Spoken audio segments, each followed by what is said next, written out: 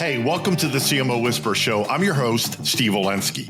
Part marketing practitioner, part ad agency veteran, part journalist. I was a writer for Forbes for 10 years. I've had so many insightful conversations over the years with business leaders, to athletes, to celebrities, to, of course, CMOs.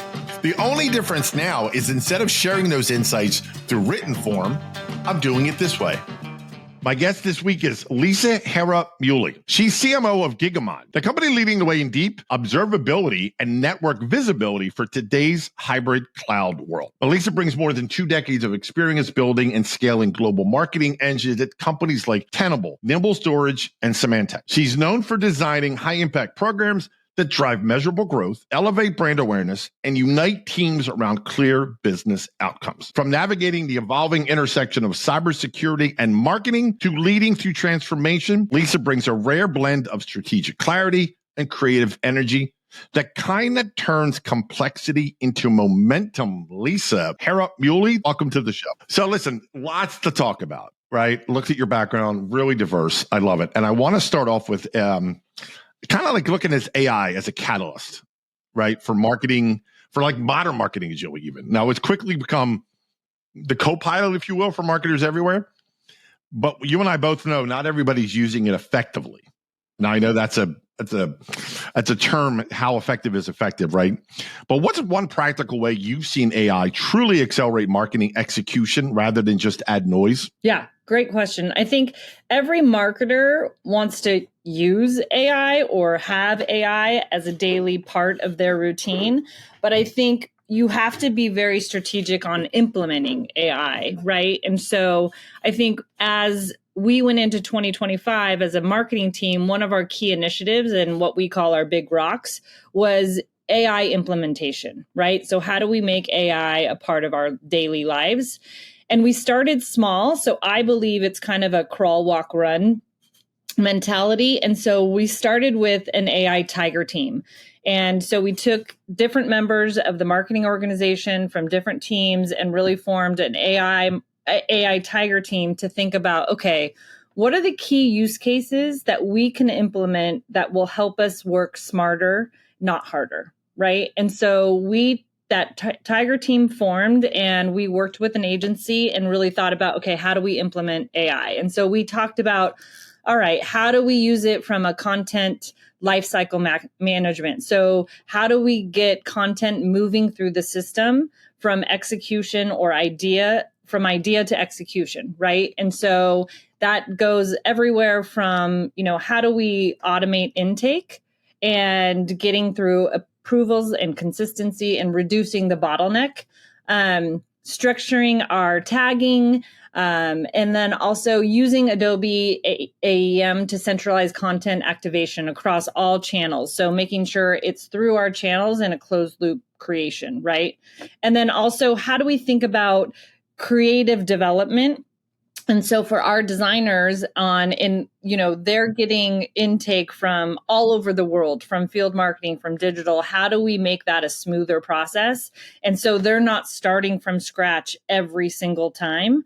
And we can go into more detail if you're interested. And then, ChatGPT is our friend on a daily basis. And it's our friend, not just to create content and move forward, but, taking long form content. So those 42-page white papers that we have, and then creating them into shorter form, snackable content from whether it's a blog or a, social media post or something like that, but really using ChatGPT to get more forms of content in a quicker way, if that makes sense. No, it makes total sense. And as you're speaking, I'm thinking about one of the challenges I know everybody has is the word balance, right? And to me, when I hear AI and balance, the first thing I think of is the balance between AI and humanity, not to get hyperbolic, right? But it really is that.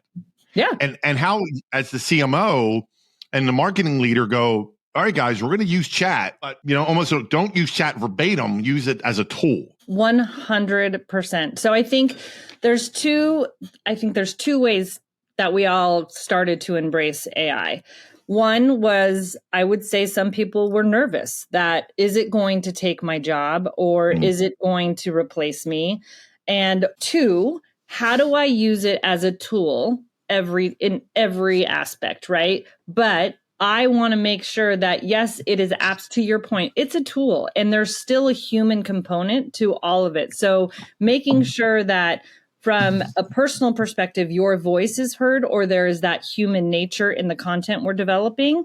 And because we're, at the end of the day, we're talking human to human. And yes, there's bots out there. I understand that, but we're really solving use cases that somebody has. And so making sure that not only the voice is correct, the persona we're trying to talk to is correct, and we're representing our brand. So it is a tool to get us more efficient, but not replace the human. Right. So another balance that I hear in talking to CMOs and leaders alike is that balance between speed and strategy, meaning AI moves at warp speed, but you still have to make sure it's moving in the right direction, right? Talk a little bit about that. Yeah, absolutely. And I think that goes back to, thinking about your initiatives for the year and and helping teams prioritize, right? So we have, AI implementation was one of our initiatives, but we also have, business focused initiatives. And so making sure as we're using AI, everything that we're doing is, you can make the list long, but everything that we're doing is tied back to the strategic initiatives that we're trying to accomplish, right? And I think a way that it's making us smarter is how, if we're focused on specific personas, which we are, how are we making sure that we're talking to those personas correctly and not just spitting out content? Or if we're really trying to show business value, how are we getting to the business problem and the budget line item that we're trying to help our customers and prospects solve? So really focusing on, first, what are we trying to accomplish strategically? And then how do we use AI to get us there in a more efficient way? Because I think fast is a fair word, but I prefer efficiently, if that makes sense. No, that's not semantics at all. That's a big discernible difference. Yeah. And it is speed, but it is more importantly, efficiency. Yeah, exactly, because speed does not always equal efficiency. Yeah, exactly. So beyond automation, which AI is just changing the rules as we speak, is there any insight or anything that AI has kind of surfaced for you or in your team about? And you mentioned buyer patterns or audience behavior. Anything come to mind that's kind of like, oh, I might not have known this without AI? Yeah.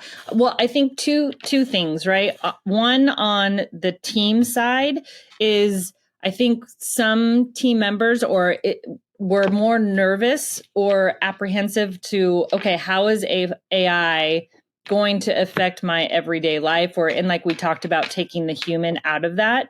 And I think what we've seen is creating more aha moments of confidence in using AI and really understanding how to make their day more, I'm going to keep on using that word, efficient, but it has created confidence within the team that this is a tool that actually can help me. And I no longer have to be apprehensive about it, but I can be confident in using it. And then I think on the go-to-market side, it is helping us, whether it's from getting content out faster, but I also think it's helping us getting to the message, being more poignant on the message that we're trying to get out. And I think all of us, no matter if you're a consumer shopping, we're all trying to get to the point faster. And yes, we need to understand, but we're using AI to get smarter faster. And so how do we get the message we're trying to get out into the audience in a more effective way? Yeah, it makes total sense. So throughout your career, you've led teams through some major transformations, right? And I'm curious to get your point of view on, what does it really take to build a culture, really, where data and experimentation are make it, you're part of the everyday marketing, not just some goal you set on a quarterly basis? Yeah, absolutely. So if we think about marketing 15 years ago, marketing operations or data wasn't really a part of the conversation.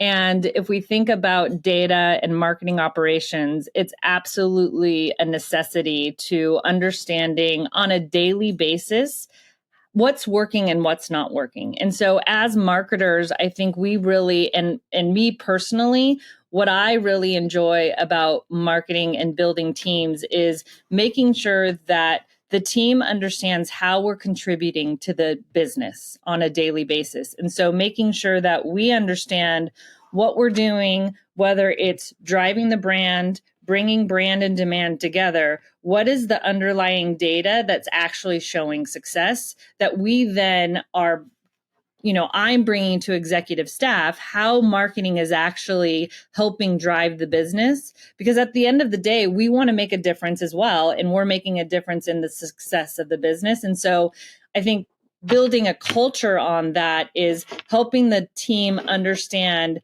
yes, what are the quarterly goals that we're trying to get to, but on a weekly basis, how are we doing against those goals?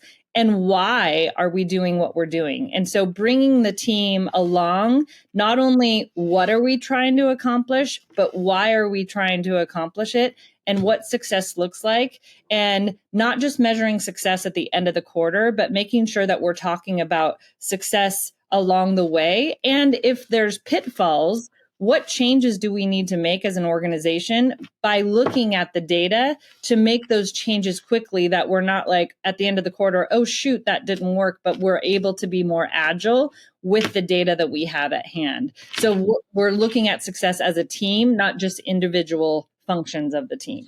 So I'm going to use the word balance again here because, every leader I talk to, every CMO, says a lot of the same things in different ways. And that is, come at me with all your ideas, but there has to be a business case, right? And there's that balance of, encouraging curiosity and creativity in your team, but you also want to, without letting the pursuit of measurement stifle big ideas kind of thing. 100%. Yeah. So, and I think that also helps with prioritization. So I think balance, because we can create a really long list and say yes to everything. But if we all understand our priorities, then in teams and individual employees are empowered to say yes and no to what we're trying to accomplish, right? And so, yes, I'm going to do that because it helps drive the initiative or the business initiative that we're trying to drive, or no, that doesn't make sense because it's not part of the priorities we've set in place, or helping people. And escalate is not a bad word. Escalation is help me make a decision that I have the data here to make the decision. Help me make the decision that I may not feel empowered to make, or just need support in making that decision. Does that make sense? Totally. That's why that word balance is so important. Yes. Yeah.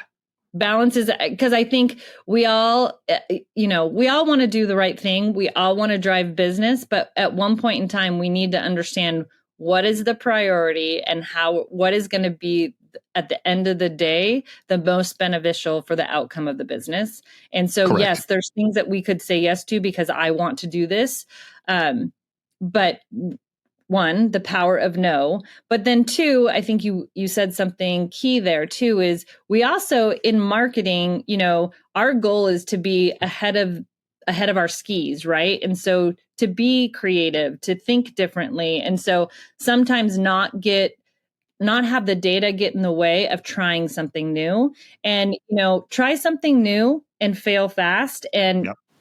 That's great. Or try something new. And if it's working, let's repeat it across the globe. Don't overthink it. Yeah. Yeah. I love that. The hybrid cloud and security space, they're very complex, right? But my question to you is, how do you and your team simplify that narrative so it resonates with, like CISOs and business decision makers alike? Yeah, I think it is a complex and there's a lot of environment and there's a lot of noise out there. So I think the key is, from my perspective, is really thinking about not speaking in the Gigamon language and talk about all of our features and functions and what we do, but really thinking about whether it's from the CISO level, the director of IT, or, the individual contributors of who we're trying to help, is what are the business problems they're trying to solve and how do we solve them and then explaining what the products do, but really thinking about, okay, what are the business problems we're trying to solve? What are the big four that a CISO is actually talking to the board about? And how do we, whether it's compliance, avoiding risk, or, we're all under budget constraints. How do we help CISOs get to that board level conversation of our solution is helping them be smarter every day?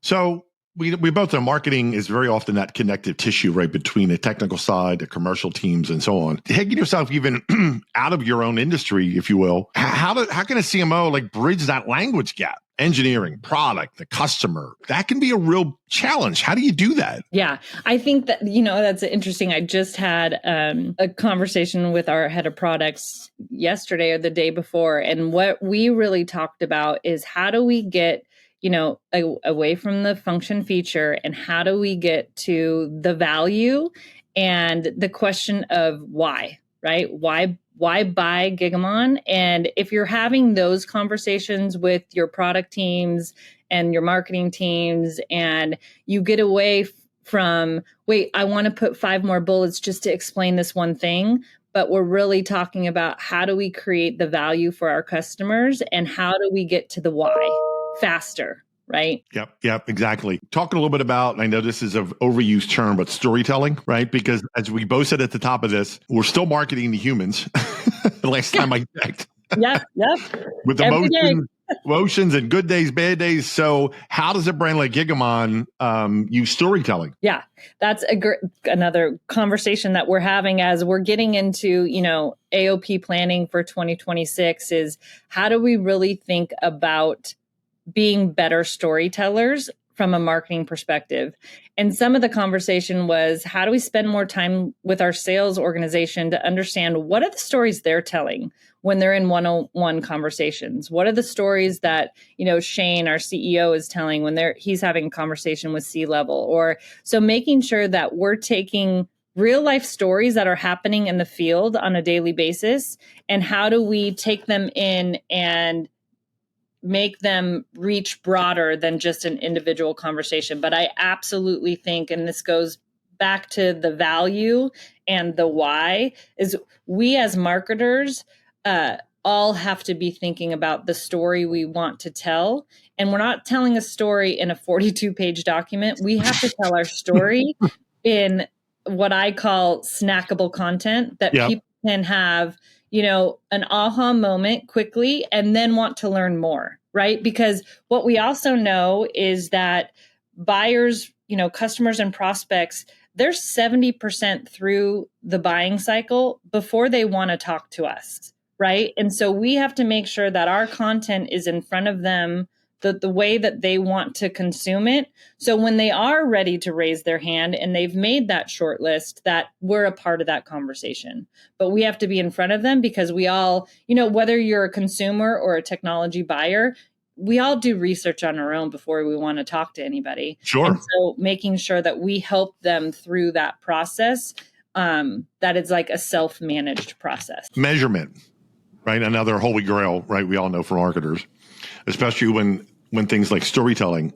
And I know sounds like you guys are just focusing or refocusing more on the storytelling part of the marketing. How do you measure that? Is there a way to, in your mind, do you measure the impact? Yeah, I think you measure it and we are making a transformation from looking at that one marketing qualified lead, so that one single person that's raising their hand, but really thinking about a marketing qualified account, right? And so where are we seeing engagement from multiple people at an account? That account is actually engaged with us, and we should be working towards reaching out to that account. So I'm not sure if I'm answering your question correctly, but we're really focusing on, instead of waiting for that one individual person to hit 70 points based on our lead scoring module, is really looking at, and MQL is still important. We're still going to respond to that, but really looking at, we have multiple people from one account engaging with us that they all individually may have not reached that score of 70, but we can tell from what the interactions are, that's somebody, an account we need to pounce on. And I also think using tools, right? The marketing tech stack is a really more robust than it has been in the past. So really helping us understand, what accounts are in the discovery or education or awareness phase, and what accounts are really in the purchase and decision phase, and how do we make sure that we're engaging those where those accounts are. Right. That's a big difference. Yeah. Yeah. And so I think the way that, going back to measurement, the modern, we're continuing to modernize the way that marketing is measured, and, understanding marketing qualified accounts. So understanding the buying center and what the buying center is doing. And also we're all always having the conversation about source of business, but really from a marketing perspective, it's about attribution. Right. And marketing really touches accounts throughout the sales cycle. So understanding how marketing is touching accounts prior to an opportunity being created, post an opportunity being created, and how do we help them through that once they're a customer, and making sure we continue to educate them and be a part of it. It's like building that relationship from introduction to customer life cycle. So then they become an advocate. Not easy to do by any means. I wouldn't say we have it completely figured out, but we're on that journey to, I would say, modern measurement of a marketing organization. Well, listen, if you crack that code, call me, because we're all going to become multi-billionaires. Okay. Well, and that's the thing. You have to get a lot of people on board. You have to think about how you measure that from an operations perspective, how you get the rest of the exec staff on board with that kind of conversation. And then also sometimes it's a board level conversation. Yep, exactly. All right. I want to put your leadership hat on for a couple of questions here. Sure. What's harder, leading when you have all the answers, or leading when you don't? Can I answer that in two ways? Of course. I think what's more fun is leading when you don't have all the answers. Because, and I think in some situations when you have a blank sheet of paper, that's the hardest part, because you're creating that blank sheet of paper, but it's also an opportunity because you get to make decisions and create something new. So I would say it's harder when you don't have all the answers, but I would say it's also more fun. I love that. How do you you personally balance empathy and accountability, but still drive results as a leader? Yeah, I am by nature, whether it was because I was a cheerleader in high school or I'm just by nature a cheerleader. And so I think, and going back to what I said earlier, is to make sure that everybody understands the why, right? And so what are we trying to accomplish, and how are we going to do this as a team? And so, but the empathy comes on in the form of really recognizing what teams are going through and taking the time to listen, right? And I think as a CMO, one of the most important jobs I have is to listen, understand, and help clear roadblocks. So when someone is trying to do the best job everybody wants to do a good job, I believe. And when they're hitting those roadblocks, how do I remove them so they can truly do the job that they're trying to do? So I think that's where the empathy comes in, is to really understand what's going on and how can I help? Does that make sense? It makes total sense. And that's the mark of a great leader. I will say it for you, because I'm sure humility will not let you say it, but I'll say it for you. Do you have an example, I'm curious, of a leadership decision you made that didn't go quite as planned, but ended up making you a better leader, or a lesson you've learned, or just something that happened that at the time didn't go quite right, but as you look back? So let me start with this answer, and then we can maybe build on it. So I think as a leader, there's hard decisions that you have to make. And sometimes it's isolating. And there are times that potentially you have more information than the rest of the team. So you're making tough decisions. And then you have to bring the team along on those tough decisions. And so as a leader, I think making those tough decisions and then making sure that the team comes along. And I'm sure everybody uses this example, but we all had to live through COVID, right? And we truly, as marketers, I will say, going from in person to completely online to not being able to touch and feel, like we had to make tough decisions on, and not knowing where the future of our own businesses were going to be, is we had to make budget calls. We had to make, thankfully we didn't have to make people calls at points in time, but it was a complete transformation of how we thought and how we acted, and bringing teams along that journey in a really uncharted waters for all of us. And then seeing success on the outside of that. And I think one of the things, as I'm thinking through this answer, one of the things that and this takes me back to my days at Tenable, is some of the changes we made through the COVID time were actually really good choices. And so, my goal for the team was, and I was kind of holding up the dam because everybody wanted it to go back to the way it was. But we actually were doing some really good things. So yes, we've made it through, but we're not going to go back. Let's keep on going forward and figure out, how we learned to be more targeted, how we learned to have a better digital presence, how we learned to engage with our customers in a way that we never had before, and it was working. Yeah. So that was maybe a long-winded answer. No.